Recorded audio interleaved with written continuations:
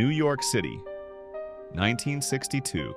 The comic book industry had one formula. A formula that printed money and crushed anything different. Heroes were adults. Heroes were perfect. Heroes were never teenagers. Martin Goodman ran Timely Comics, soon to be Marvel. What he approved became legend. What he rejected disappeared. And he had very clear opinions about what readers wanted. Stan Lee was exhausted. 20 years writing other people's ideas. 20 years being told what heroes should look like. He was about to quit. Then he saw a spider crawl across his window. A tiny spider. Walking walls, spinning webs. Carrying strength nobody expected from something that small. Stan Lee's mind caught fire. What if the hero was the teenager? Not the mentor, not the sidekick. The scared, brilliant, bullied kid. With the power of a spider. What if that was the hero the world needed? He wrote for hours. A boy named Peter Parker. An accident. A spider bite. A city. A responsibility no one asked him to carry. It poured out of him like a dam breaking. Not a millionaire. Not a soldier. A teenager with bad grades, worse luck, and a dead uncle. The most ordinary, extraordinary hero ever put on paper. Stan Lee walked into Martin Goodman's office with the Spider-Man pitch tucked under his arm. His hands were sweating. His idea was insane. He did it anyway. Stan explained it all, the spider bite, the teenager, the web shooters, the guilt, the responsibility. When he finished, Goodman was quiet for a long moment. Then he started laughing. Nobody wants to read about a teenager. That's what Goodman said. Teenagers were sidekicks. Teenagers were comic relief. Teenagers did not save cities. The answer was no. He walked out of that office carrying a rejected idea. Most people would have buried it. Stan Lee did something different. He waited for the right moment. Amazing Fantasy, a sci-fi anthology nobody was reading, was being canceled. Its final issue meant nothing to anyone, which meant Stan Lee had nothing to lose. So Stan Lee made a quiet, dangerous decision. He would put Spider-Man in Amazing Fantasy number 15 without asking permission. The issue was dying anyway. If it failed, no one would care. If it worked. He called his artist Steve Ditko.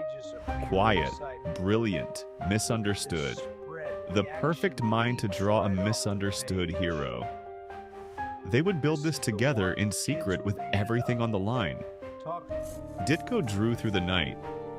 Every line a decision. Every shadow a personality choice. He gave Spider-Man something no other hero had. A body language that felt like fear. The red. The blue. The webs. The spider on the chest. Every element argued over. Revised. Perfected. They were building an icon and they didn't even know it yet. And here's what made Peter Parker different from every hero before him. He built his own gear. Not gifted by gods. Not funded by billions. Built by a teenager in a bedroom with science and desperation. One radioactive spider. One bite. And a boy who would never be ordinary again. It's such a simple idea, which is exactly why it changed everything. He wrote the line. 13 words. That would be quoted by presidents, by teachers, by every child who ever felt powerless. With great power, there must also come great responsibility. August 1962. Amazing Fantasy number 15 went to print. Stan Lee had no idea what would happen. He didn't even tell Martin Goodman until it was already done. It landed on newsstands like a whisper. No fanfare, no press release. Just a 12-cent comic about a teenage boy who could climb walls. And then America's kids found it. This kid, He recognized something on that cover. Not a god, not a soldier. Him. Scared, awkward, smart, just trying to survive high school. He bought it, and he told his friend. And his friend told his friend. In comics, you didn't get immediate feedback. Sales data took 3 months to return. 3 months of wondering whether you'd made a career-ending mistake or something extraordinary. The numbers were staggering. Amazing Fantasy number 15 was one of the best-selling comics Marvel had published. Not despite the teenager, because of the teenager. Goodman called Stan Lee immediately. The man who said nobody wanted to read about a teenager picked up the phone and said 7 words. Give Spider-Man his own series. Same idea. Same hero. Same teenager. Different sales numbers. Stan Lee stood at his window and looked at the city below.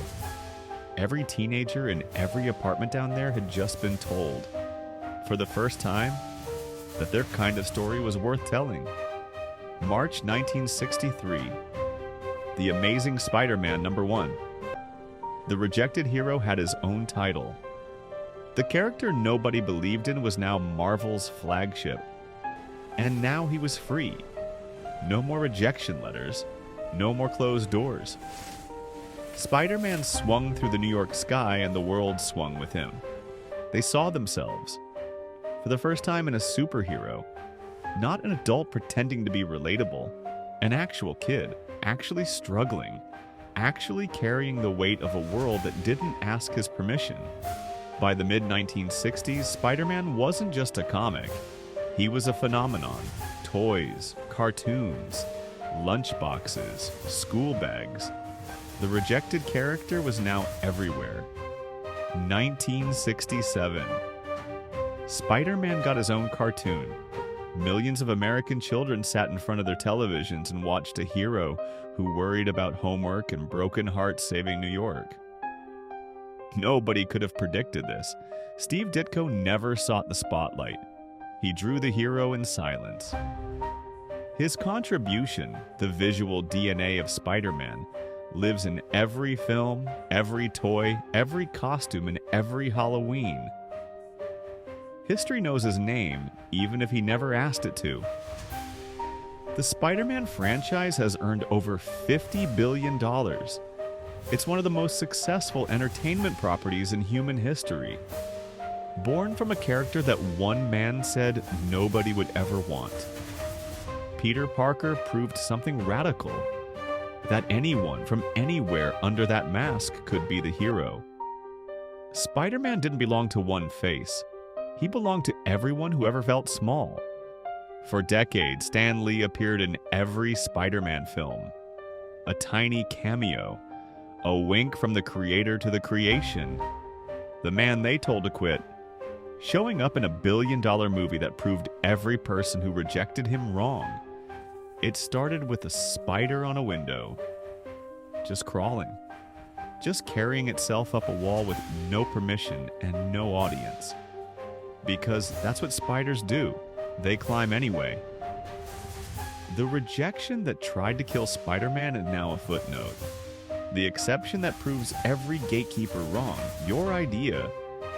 The one they laughed at. That could be the next Amazing Fantasy number 15. You just need to sneak it through. The city is his. Not because they gave it to him. Because they told him he couldn't have it. And he swung up anyway. That is the Spider-Man story.